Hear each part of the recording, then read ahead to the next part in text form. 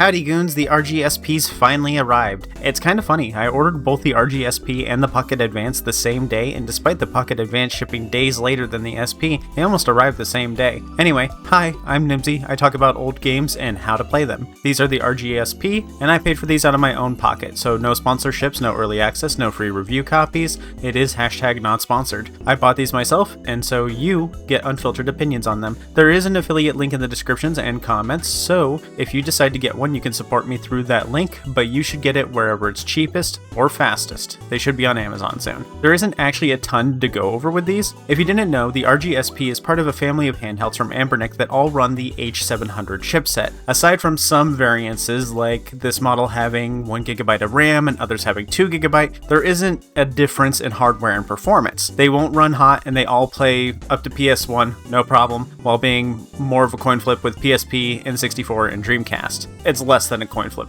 I'd say it's like a fourth of them probably play. I recommend these handhelds for people new to the hobby because they're cheap, well made, and have no fluff, unlike me. I've called them old reliable before, and that's really the best way to describe them. The main difference between all of the H700 handhelds, usually called the XX models, is the shape. There are numerous ones with many form factors and features. The RGSP is a sort of continuation and correction of the SP Anbernic lines. See, the original RG35XX SP was a 3.5-inch 4:3 aspect ratio screen, which is not the same shape as the GBA screen. The GBA uses 3x2, which is much wider. It's closer to 16:9 like modern TVs.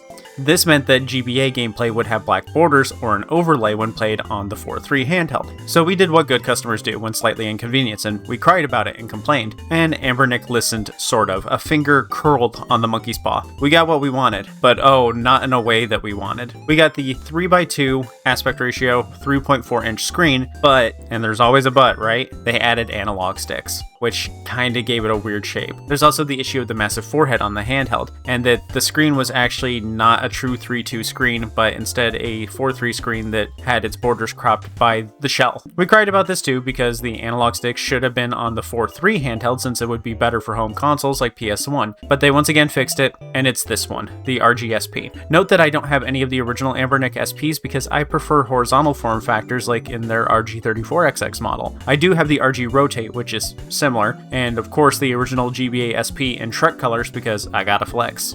You know what they say, if you got it, flaunt it. Now, this all mattered because the RGSP is the fixed version. It's the 3:2 aspect ratio without sticks. That's it.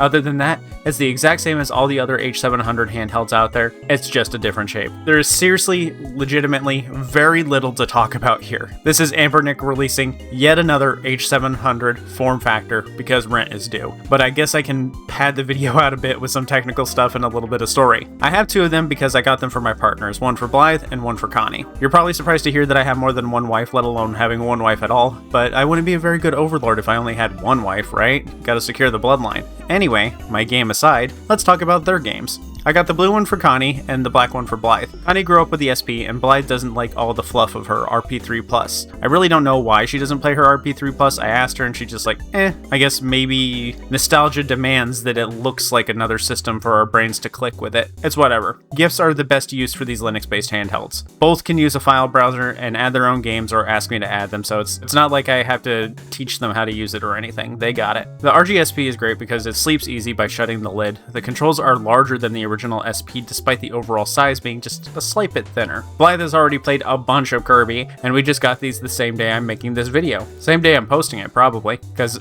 I'm already getting these so late compared to everybody else. But she loves it. Whereas Connie is a little bit more picky, which is why it had to be the RGSP. This is genuinely a near perfect copy of the GBA SP, so I think this one is probably the best for her too. She hasn't gotten to play it yet because I haven't gotten around to transferring all the games because she didn't write a game list in advance for me the way Blythe did. If you for some reason don't have an emulation handheld yet, then you should start here, unless you prefer the original GBA SP shape, the RG34XX one. It's really that simple. If you don't have an emulation handheld, this should be your first one. It's perfect for figuring out what you want in an emulation handheld and only costs less than a modern video game. With this one purchase and a little Googling, you have access to more games than you could ever play. The build quality is fantastic. It feels better than my original SP. It feels better than my RG Rotate, weirdly. way, and they came out at similar times. It's small and fits in every pocket, even those of the many ladies' jeans out there with the half pocket. It's battery efficient, it sleeps easy and picks up even easier, has Wi-Fi for retro achievements and art scraping. It is very seriously the peak of Anbernic's H700 handhelds. The D-pad is fine, it's not terribly loose or tight, it gets pretty bright, and the controls are very quiet but not silent. You can even play it one-handed if you want to farm RPGs, and if you get it and aren't satisfied, then it's not a big deal because this is one of the cheaper Anbernic handhelds at 50-ish bucks. If you have a preferred handheld already, you should still get the RGSP because it's really good for gift giving. The main exception is for people who already know what they want. If you want higher than PS1, you don't want the RGSP. If you want something with sticks, you don't want the RGSP. Otherwise, I have no issues with it. It's another excellent H700 handheld from Anbernic. Old, reliable, gets older and more reliabler. I'd be surprised if they mess something up